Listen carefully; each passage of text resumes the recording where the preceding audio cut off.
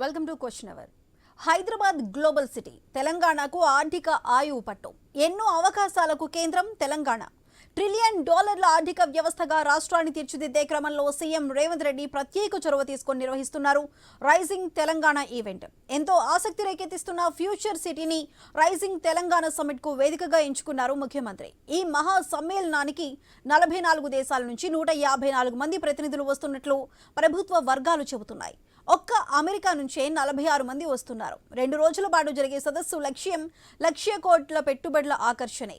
Telangana vision 2047 document ను కూడా ఆవిష్కరించబోతున్నారు CM. నగరం నడిబొడ్డున ప్రవహిస్తోన్న మూసీ నది ప్రవాహం, దాని రూపురేఖలు 2047 నాటికి ఎలా ఉండబోతాయో, ఏ విధంగా ప్రభుత్వం చర్యలు తీసుకుంటుందో తెలిపే వీడియోలను సిద్ధం చేశారు. మొత్తానికి దావోస్ లో జరిగే ప్రపంచ ఆర్థిక సదస్సు తరహాలో రైజింగ్ తెలంగాణ విజన్ ను ముందుకు తీసుకువెళ్తున్నారు ముఖ్యమంత్రి. అయితే ఈ కార్యక్రమాన్ని రాజకీయ కోణంలో విమర్శించే ప్రత్యర్థి పార్టీలు లేకపోలేదు. 2 ఏళ్ల కాంగ్రెస్ పాలనలో రైజింగ్ తెలంగాణ కాదు, సింకింగ్ తెలంగాణ అని బీజేపీ విమర్శించింది. ఏ విషయంలో రాష్ట్రాన్ని కాంగ్రెస్ రైజింగ్ చేసిందో చెప్పాలంటోంది బీఆర్ఎస్.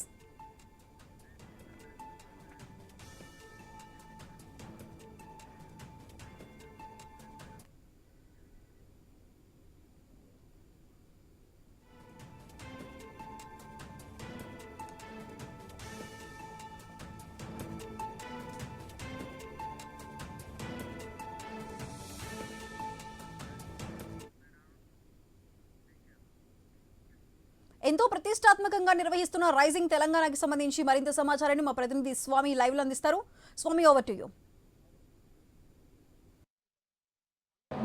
తెలంగాణ రైజింగ్ గ్లోబల్ సమ్మిట్లో ఏర్పాటు చేసినటువంటి వివిధ పెవిలియన్లలో హైదరాబాద్ నగరానికి సంబంధించినటువంటి స్కై రూట్ సంస్థ ఏదైతే ఏరోస్పేస్ రంగంలో, ప్రైవేట్ రంగంలో దూసుకుపోతుందో దీనికి సంబంధించినటువంటి పెవిలియన్ ఇక్కడ ఏర్పాటు చేశారు. ఇక్కడ ఏ విధంగా ఉన్నటువంటి రాకెట్స్ కావచ్చు, వివిధ సంస్థలకు సంబంధించినటువంటి వాటికి సంబంధించిన టెక్నికల్ సంబంధించిన అడ్వాన్స్మెంట్ కావచ్చు, వాటి అన్నింటిని గుర్తిస్తూ ఇక్కడ ఒక పెవిలియన్ ఏర్పాటు చేశారు. ఈ పెవిలియన్లో కూడా వివిధ కీలకమైన అంశాలు కూడా పేర్కొనడం జరిగింది. మరోవైపు ఇక్కడ వివిధ రకాల టీమ్స్ సంబంధించి ధ్రువ్ స్పేస్ కావచ్చు, మరోవైపు ఇటు వివిధ మీల్ కావచ్చు, ఐకామ్, వివిధ సంస్థలకు సంబంధించినటువంటి టెక్నాలజికల్ కావచ్చు, ప్రైవేటు శాటిలైట్స్ ఏ విధంగా ఏర్పాటు చేస్తారో వాటికి సంబంధించినటువంటి ఇష్యూస్ కూడా ఇందులో చూపించడం జరుగుతుంది. ఈ పెవిలియన్లో ఒక్కొక్క పెవిలియన్లో ఒక్కొక్క కీలకమైనటువంటి అంశాన్ని ఇక్కడ తెరపై తీసుకొస్తూ హైదరాబాద్ నగరంలో ఏ విధంగా రానున్న రోజుల్లో టెక్నాలజికల్ అడ్వాన్స్మెంట్తో ముందుకు పోతుందో దీన్ని ఇక్కడ ఏర్పాటు చేయడం జరిగింది. మరొక వైపు department of technology, electronics, communication department సంబంధించినటువంటి దాన్ని కూడా ఇక్కడ ఏర్పాటు చేయడం జరిగింది. ఇందులో కూడా కీలకమైనటువంటి వివిధ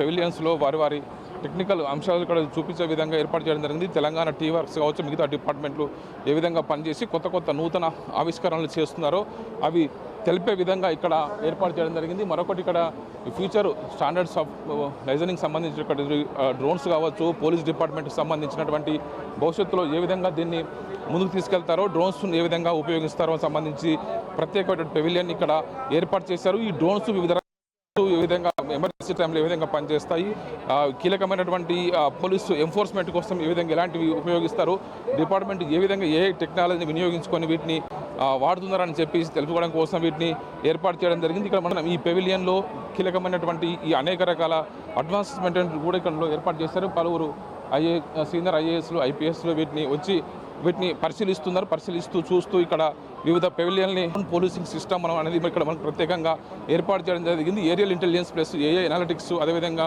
స్మార్టర్ అండ్ సేఫర్ తెలంగాణలో ప్రధానంగా దీన్ని ఏఐని ఇంప్లిమెంట్ చేసుకొని ఫేషియల్ రికగ్నైజేషన్ కావచ్చు, ప్రొడక్టివ్ పోలీసింగ్ కావచ్చు, సర్వైలెన్స్ కావచ్చు, ఇలా కీలకమైనటువంటి ఉమెన్ సేఫ్టీకి సంబంధించిన ఇష్యూస్ కావచ్చు, వీటన్నిటిని కూడా కలగలిపినటువంటి టెక్నాలజీని మిళితం చేస్తున్నటువంటి ఈ పెవిలియన్ కూడా అత్యంత ఆకర్షణీయంగా ఉంది. తెలంగాణ పోలీస్ డిపార్ట్మెంట్ దీన్ని ఏర్పాటు చేసింది. ఇక్కడ పలువురు సీనియర్ ఐఏఎస్లు, ఐపీఎస్ అంతా కూడా ఇక్కడికి వచ్చి దీన్ని కూడా పరిశీలిస్తున్నారు. దేశంలోనే టెక్నాలజీ రంగంగా హైదరాబాద్ నగరం గుర్తింపు పొందింది కాబట్టి దీనికి సంబంధించినటువంటి పెవిలియన్ కూడా కొంత ఆకర్షణీయంగా ఉంది. దానికి సంబంధించినటువంటి టెక్నాలజీ ఏ విధంగా వినియోగిస్తున్నారో అని సంబంధించి కూడా ఇక్కడ పలువురు తెలుసుకునే ప్రయత్నం చేస్తున్నారు. మనం చూస్తున్నాము ఈ పలువురు కీలకమైనటువంటి డ్రోన్స్ కావచ్చు, మరోవైపు మిగతా వీటికి సంబంధించినటువంటి పబ్లిక్ని ఏ విధంగా భారీ బహిరంగ సభలు కావచ్చు, పెద్ద ప్రాసెసెస్ ఉన్నప్పుడు వాటిని ఏ విధంగా సర్వైలెన్స్ చేయాలని సంబంధించి డిపార్ట్మెంట్ వీటిని వినియోగించుకునే విధంగా ఇక్కడికి ఉన్నారు. చాలామంది సీనియర్ పోలీస్ ఆఫీసర్లు అంతా కూడా ఇక్కడికి వచ్చి వీటిని పరిశీలిస్తూ ఉన్నారు. మొత్తానికైతే దీనికి సంబంధించినటువంటి ఇష్యూస్ని తెలుసుకోవడం కోసం వివిధ పెవిలియన్స్ కూడా ఏర్పాటు జరిగింది. మొత్తానికి హైదరాబాద్ జరుగుతున్నటువంటి హైదరాబాదు రైజింగ్ గ్లోబల్ సమ్మిట్లో వివిధ పెవిలియన్స్ అయితే అన్ని ఆకట్టుకునే విధంగా అయితే ఏర్పాటు చేస్తున్నారు. కెమెరామెన్ శివతో AY Swamy, I news, Hyderabad global summit నుంచి. ఈ రోజు రేపు 2 రోజుల పాటు ఎంతో ప్రతిష్టాత్మకంగా కాంగ్రెస్ ప్రభుత్వం నిర్వహిస్తున్న రైజింగ్ తెలంగాణ కార్యక్రమానికి సంబంధించి ఇప్పుడు మనతో పాటు మాట్లాడడానికి ఉన్నారు కాంగ్రెస్ నాయకులు మిట్ట నరసయ్య గౌడ్ గారు. నరసయ్య గారు నమస్కారం అండి.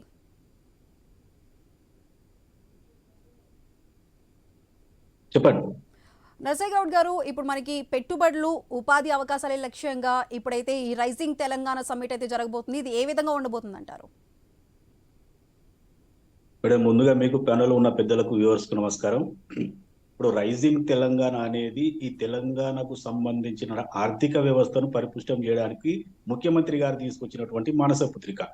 ఎందుకంటే ఇంతకు ముందు చంద్రబాబు నాయుడు గారు ఉమ్మడి ఆంధ్రప్రదేశ్లో వారు 2020 విజన్ పెట్టేసి కొంత అభివృద్ధి చేసిరు. కానీ తర్వాత వచ్చినటువంటి 9.5 సంవత్సరాల్లో కేసీఆర్ గారు అసలు విజన్ డాక్యుమెంట్ లేదు, విజన్ లేదు. ఎంతసేపు ఫామ్ హౌస్ మందు కొట్టడం తప్పితే ఇంకొకటి చేసింది ఏం లేదు. కాబట్టి రేవంత్ రెడ్డి గారు వచ్చిన తర్వాత ఇక్కడ సిపిఆర్ చేయడం జరిగింది. ఇప్పుడు 3 రకాల ఆర్థిక వ్యవస్థలకు డివైడ్ చేసి అభివృద్ధి ప్రణాళికలను రచించి స్ట్రాటజీ ఎవాల్వ్ చేయడం జరుగుతూ ఉంది. ఈ రోజు ఈ సమ్మిట్ చేయడం వల్ల 1,00,000 కోట్ల రూపాయల పెట్టుబడి తెలంగాణకు వస్తూ ఉంది. అన్ని రకాల పెట్టుబడులు మన దగ్గరకు వస్తూ ఉన్నాయి. ఇవాళ ఆంధ్రప్రదేశ్ తోటి పోటీ పడుతూ కూడా మనం తెచ్చుకోగలుగుతా ఉన్నాం. ఈవెన్ ప్రధానమంత్రి గారిని కూడా మనం ఇన్వైట్ చేయడం జరిగింది. ఆయన వస్తాడా రాడా అనేది వారికి వదిలేద్దాం, కానీ ఖచ్చితంగా 1,300 మంది డెలిగేట్స్ మన తెలంగాణకు వస్తా ఉన్నారు. అన్ని రంగాలలో కూడా పెట్టుబడులు పెట్టడానికి వాళ్ళు సిద్ధంగా ఉన్నారనేది స్పష్టం. దీంతో ఏమైతుందంటే ఒక రాజకీయ కోణానికి టర్న్ అవుతా ఉంది.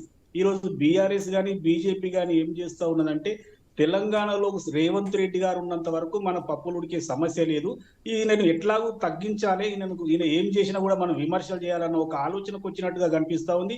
భారతీయ జనతా పార్టీ అయితే స్పష్టంగా తెలుస్తుంది ఏంటంటే వారు ఉన్నటువంటి రాష్ట్రాలలో కూడా వాళ్ళు డెవలప్మెంట్ చేయలేకపోతా ఉన్నారు. ఇలాంటి సిపిఆర్ తీసుకురాలేకపోయినారు కాబట్టి వారు ఏకదం విమర్శలకు దిగుతా ఉన్నారు.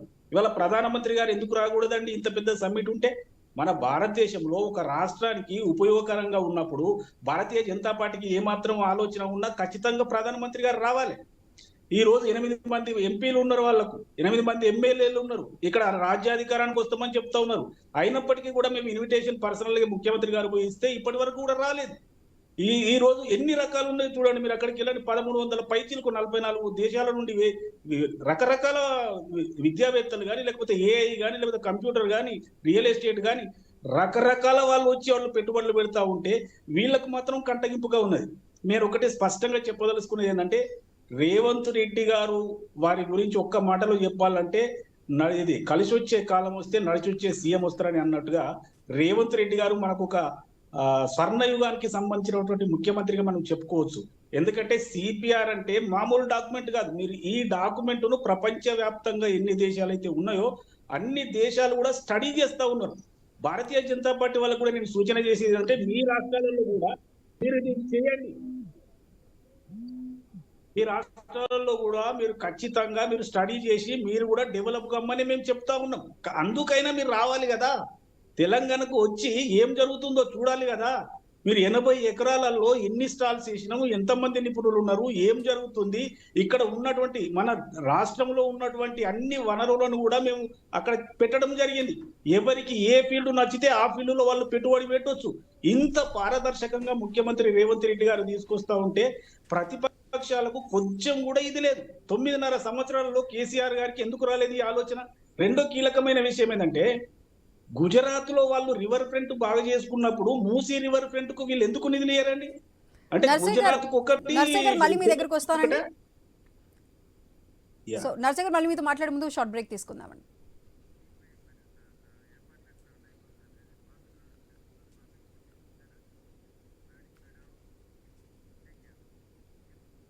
తెలంగాణ రైజింగ్ సమ్మిట్ కి సంబంధించి మరి కాసేపట్లో ప్రారంభం కాబోతుంది. దానికి సంబంధించి ఏర్పాట్లు ఏ విధంగా ఉన్నాయో మా ప్రతినిధి స్వామి లైవ్ లో అందిస్తారు. స్వామి, చెప్పండి, మరి కాసేపట్లో ప్రారంభం కాబోతున్న సమ్మిట్ కి సంబంధించి పూర్తి అప్డేట్స్ ఏంటి చెప్పండి. Over to you. కాంగ్రెస్ ప్రభుత్వం వచ్చిన తర్వాత మూసీ పునరుద్ధరణ కార్యక్రమం చేపట్టారు. మూసీలో ఉన్నటువంటి పూర్వస్థాయిలో దాన్ని పునరుద్ధరించి హైదరాబాద్కు ఒక అద్భుతమైనటువంటి వనరుగా ఉన్నటువంటి మూసీని నదిని పొల్యూట్ అయినటువంటి నదిని పునరుద్ధరించి దాన్ని మళ్ళీ ఒక ప్యూర్ వాటర్ ఉన్నటువంటి ఒక నదిగా మార్చాలి. ఒకవైపు ఏ విధంగా అయితే అహ్మదాబాద్లో సబర్మతి నదిని ఏ విధంగా అయితే మళ్ళీ పునరుద్ధరించి పాత నదిగా ఏ విధంగా తీర్చిదిద్దారో అలా విధంగా తీర్చిదిద్దాలని చెప్పేసి రేవంత్ రెడ్డి కాంగ్రెస్ సర్కారు ఒకవైపు అలాంటి నిర్ణయం తీసుకుంది. ఈరోజు జరుగుతున్నటువంటి గ్లోబల్ సమ్మిట్లో మూసీ పెవిలియన్ అనేది కూడా అత్యంత ఆకర్షణీయంగా ఉంది. హైదరాబాద్ నగరం మూసీ నది ఒడ్డునే వెలిసింది కాబట్టి మూసీ నదిని ఏ విధంగా తీర్చిదిద్దాలి, భవిష్యత్తులో ఏ విధంగా దీన్ని మార్చాలనే ఒక ఊహాజనితమైనటువంటి ఒక ప్రాజెక్టుగా దీన్ని అద్భుతంగా తీర్చిదిద్దాలని చెప్పేసి రేవంత్ రెడ్డి సర్కార్ ప్రయత్నం చేస్తుంది. ఇప్పటికి దీనికి సంబంధించినటువంటి భూసేకరణ కావచ్చు, దీనికి టెక్నికల్ అడ్వాన్స్మెంట్ కావచ్చు, దీన్ని ఏ విధంగా ఉంచాలి.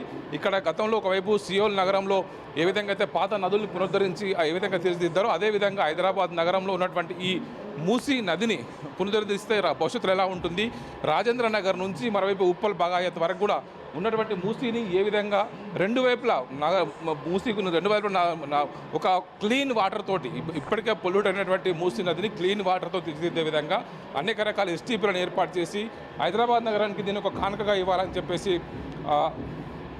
కాంగ్రెస్ గవర్నమెంట్ భావిస్తుంది. అందులో భాగంగానే మూసీ పెవిలియన్ని అత్యంత ఆకర్షణీయంగా ఏర్పాటు చేయడం జరిగింది. మనం ఇక్కడి నుంచి చూస్తున్నాము. దీని నుంచి మూసీ ఒకవైపు హైదరాబాద్ పక్కనే ఉన్నటువంటి అనంతగిరి కొండల్లో పుట్టి అక్కడి నుంచి ప్రవహిస్తూ ముందుకు సాగుతూ ఉంటుంది. ఆ మూసీ ప్రస్థానాన్ని గుర్తు చేసే విధంగా హైదరాబాదు వాటర్ బోర్డు కావచ్చు, మిగతా డిపార్ట్మెంట్ అన్ని కూడా కలిసి దీన్ని ఒక మంచి భవిష్యత్తులో ఉపయోగపడే మంచి ప్రాజెక్టుగా దీన్ని ఏ విధంగా తీర్చిదిద్దనున్న విషయానికి సంబంధించి ఒక ఊహాజనితమైనటువంటి ఒక గ్రాఫికల్ ఒక చేయడం జరిగింది. మనం చూస్తున్నాము. దీన్ని ఇక్కడికి వచ్చేటువంటి ప్రతినిధులు అంతా కూడా దీన్ని చూసి ఆకట్టుకునే విధంగా రానున్న రోజుల్లో ఈ ప్రభుత్వం హైదరాబాద్లో పొల్యూషన్ లేనటువంటి వాటర్ని పొల్యూట్ కానటువంటి వాటర్ని తీర్చిదిద్దడం కోసం చూస్తున్నారు. హైదరాబాద్కు 1908లో వచ్చినటువంటి వరదల తర్వాత నగరం అంతా కూడా కొట్టుకపోయి ఏ విధంగా ఇబ్బంది పడ్డది. ఆ తర్వాత ఈ నగరాన్ని మూసీని పునరుద్ధరణ కార్యక్రమం అప్పటి నిజాం సర్కారు ఏ విధంగా చేపట్టింది, అనేక రకాల ఊహాజనితమైనటువంటి మ్యాప్స్ అన్ని కూడా ఇక్కడ ఏర్పాటు చేసి దీన్ని అత్యంత ఆకర్షణీయంగా ఆకట్టుకునే విధంగా తీర్చిదిద్దారు. ఒకవైపు దీనికి సంబంధించిన అనేక రకాల టెక్నికల్ అడ్వాన్స్మెంట్ కావచ్చు, అప్పుడు ఉన్నటువంటి 6వ నిజాం నవాబు హయాంలో మొదలైనటువంటి మూసీ పునరుద్ధరణ ప్రాజెక్టు కావచ్చు, అక్కడ గండిపేట, అదైతే ఉస్మాన్ సాగర్, హిమాయత్ సాగర్ డ్యామ్ల నిర్మాణం, మోక్షగుండం విశ్వేశ్వరయ్య ఆయన సమక్షంలో చేసినటువంటి ప్రాజెక్టు రూపకల్పనకు సంబంధించినటువంటి అనేక రకాల ఏదైతే ఒక గ్రాఫికల్ మాన్యుమెంట్ని ఇక్కడ చూపెట్టడం జరిగింది. ఉస్మాన్ సాగర్ కావచ్చు, హిమాయత్ సాగర్ కావచ్చు, ఈ రెండు ఉస్మాన్ సాగర్, హిమాయత్ సాగర్ నిర్మాణంతోనే హైదరాబాద్కు వరదలను అరికట్టి హైదరాబాద్కు మంచినీరు తాగునీరుని పూర్తిగా అందించడం కోసం చేపట్టేటువంటి ఈ ప్రాజెక్టు గత కొన్ని దశాబ్దాల కాలంలో పూర్తిగా దీన్ని ఒక మురికి కూపంగా మారిపోయింది. దీనికి సంబంధించినటువంటి ఎలాంటి మార్పులు వస్తాయి, భవిష్యత్తులో దీన్ని ఏ విధంగా తీర్చిదిద్దాలి, ఇప్పుడున్న ఇలా ఉన్నటువంటి మూసీని రెండు వైపుల ఎంక్రోచ్మెంట్ వచ్చాయి, ఇది ఇప్పుడున్నటువంటి ప్రాజెక్ట్ని భవిష్యత్తులో ఏ విధంగా తీర్చిదిద్దాలి, ఒక చార్మినార్ వైపు కావచ్చు, హైకోర్టు వైపు కావచ్చు, సాలార్ జంగ్ మ్యూజియం వైపు కావచ్చు, దీన్ని ఈ భవిష్యత్తులో ఏ విధంగా తీర్చిదిద్ది ప్రజలకు అందుబాటులో తీసుకురావాలి. ఇందులో జనానికి అక్కడ ఒక అమ్యూజ్మెంట్ పార్కులా కావచ్చు, ఒకవైపు ఉమ్మడి నల్గొండ జిల్లాలో అనేక గ్రామాల్లో మండలాల్లో వ్యవసాయానికి అనుగుణమైనటువంటి వాటర్ని అందించడం కోసం మూసీని ఏ విధంగా మార్చాలని సంబంధించి ఒక ప్రజెంటేషన్ అయితే ప్రభుత్వం ఈ పెవిలియన్లో ఏర్పాటు చేయడం జరిగింది. దీనికి ప్రధానంగా మూసీ పెవిలియన్ అని పేరు పెట్టి వచ్చేటువంటి జాతీయ అంతర్జాతీయ ఏదైతే సమ్మిట్ హైదరాబాద్ గ్లోబల్ సమ్మిట్కి వచ్చేటువంటి ప్రతినిధులకు దీన్ని ఏర్పాటు చేయడం జరిగింది. మనం చూస్తున్నాం ఈ మూసీ పెవిలియన్కి సంబంధించిన ఏర్పాట్లు ఇక్కడ అత్యంత ఘనంగా జరుగుతున్నాయి. ఇక్కడ వివిధ రకాల టైల్స్, మూసీకి సంబంధించినటువంటి అనేక రకాల టైల్స్ దీనికి సంబంధించి ఏర్పాట్లు చేయడం జరిగింది.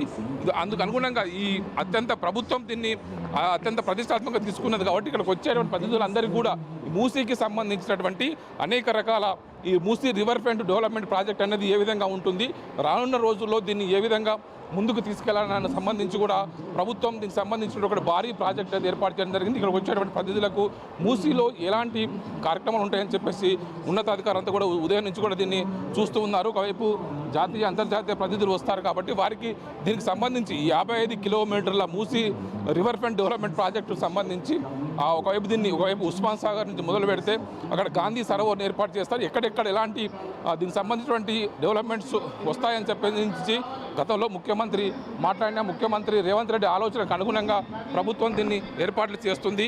సార్ చెప్పండి సార్, ఇక్కడ మూసీకి సంబంధించి ఎలాంటి అంటే దీన్ని ఏ విధంగా ఏర్పాటు పెట్టడం జరిగింది, ఈ పెవిలియన్ ఉద్దేశం ఏంటి సార్?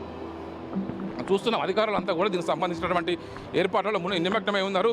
మనం చూస్తున్నాం ఒకవైపు వచ్చే వారందరూ కూడా దానికి సంబంధించినటువంటి ఎక్కడెక్కడ మూసికి సంబంధించినటువంటి ప్రాజెక్టుకు సంబంధించి ఎక్కడెక్కడ ఏమొస్తాయి, దానికి సంబంధించి ఎలాంటి రానున్న రోజుల్లో ఏం చేయాలి, ఈ ఎక్కడెక్కడైతే దీనికి మాస్టర్ ప్లాన్లో భాగంగా దీనికి సంబంధించి డీసిల్టింగ్ ఏ విధంగా చేయాలి, ఇక్కడ ఉన్నటువంటి చెత్తను ఏ విధంగా తీయాలి, ముందు ఎలా ఉంటుంది, తర్వాత ఎలా ఉంటుంది, భవిష్యత్తులో దీన్ని ఏ విధంగా తీర్చిదిద్దాలని సంబంధించి ఒక మాస్టర్ ప్లాన్లు అయితే ఇప్పటికే రూపొందించారు. ఆ బ్లూ ప్రింట్ మాస్టర్ ప్లాన్ని ఇప్పుడు ఇక్కడికి వచ్చేటువంటి ప్రతినిధులందరూ కూడా చూసి దీనికి సంబంధించి భవిష్యత్తులో దీన్ని జనం నేర్చుకునే విధంగా, ప్రజలు అంత ఆకర్షితమయ్యే విధంగా దీన్ని ఏర్పాటు చేస్తున్నారు. ఒక క్లీన్ ఎనర్జీ, గ్రీన్ ఎనర్జీ, అదేవిధంగా క్లీన్ వాటర్. హైదరాబాద్ నగరానికి మూసి అనేది కూడా అత్యంత ఆకర్షణీయంగా ఉంటే నగరం మరింత ప్రజలకు ఒక అర్బన్ లంగ్ స్పేస్ అంత దొరుకుతుందని చెప్పేసి కూడా భావిస్తూ ఉన్నారు.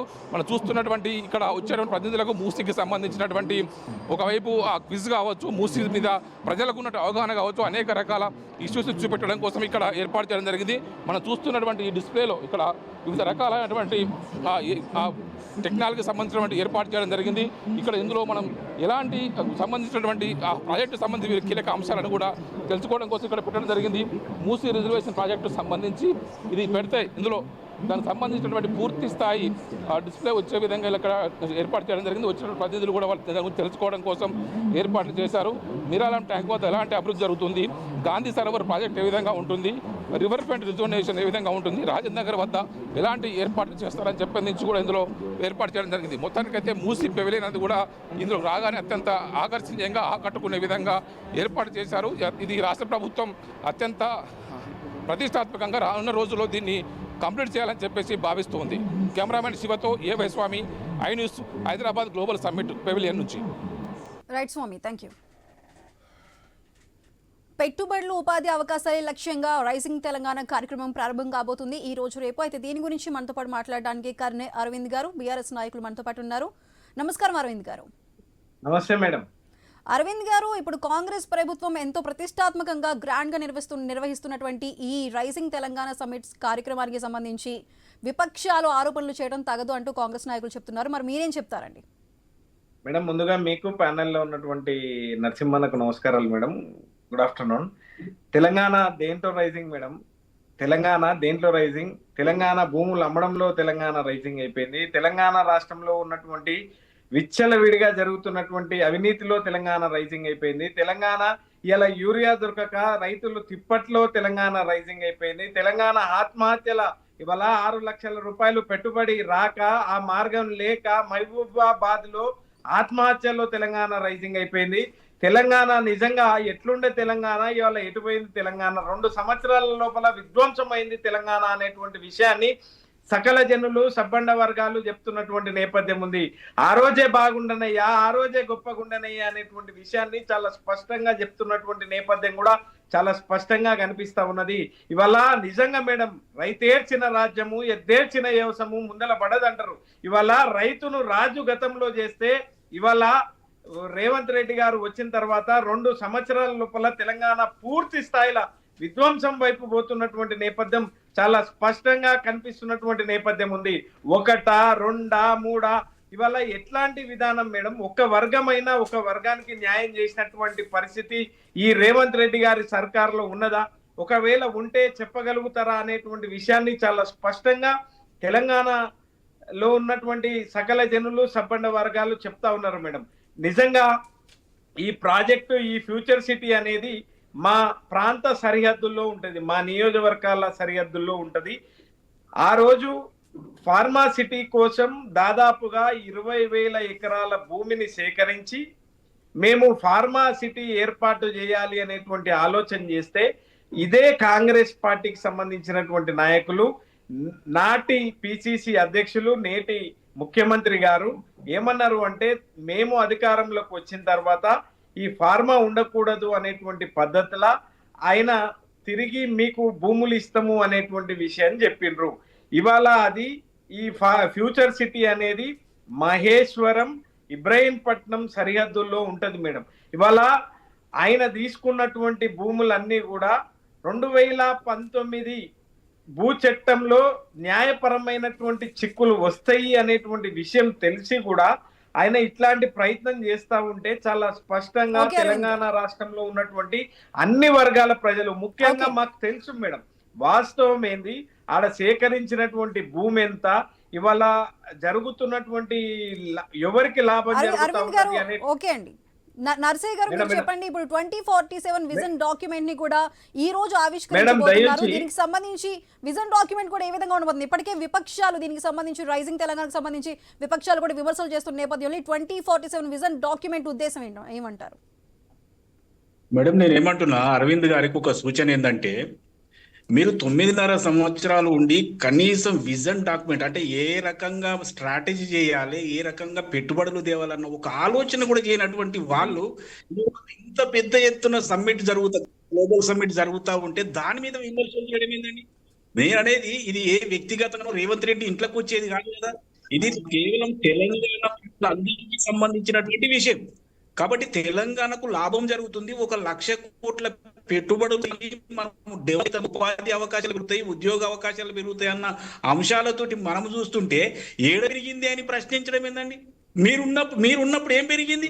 మేడం తప్పకుండా అవన్నీ విషయాలు చెప్తా, నాకు అవకాశం ఇస్తే. ఇందాక నరసింహన్న చాలా విషయాలు చెప్పిండ్రు, అయితే టైం కూడా కావస్తా ఉన్నది మేడం, 5 నిమిషాలే ఉన్నది. దయచేసి మేడం ఈ లఘు చర్చ గొప్పగా చేసినటువంటి పాలన విధ్వంసం అంటున్నా. అయితే విధ్వంసం అంటే మేడం మామూలు ఆ రోజు తప్పకుండా 2014లో తెలంగాణ రాష్ట్రం ఏర్పడితే మేడం దయచేసి నన్ను ఆ అప్పులకు మిత్తీలు కిస్తీలు వడ్డీలు కడితేనే ఇప్పుడు వాసిపోతా ఉంది. ఇలా పరిస్థితి ఏంది? మీరు ఉన్నప్పుడు కనీసం నెలకు 1st తారీఖు నాడు జీతాలు కూడా ఇవ్వలేదు, మేము ఇస్తా ఉన్నాము.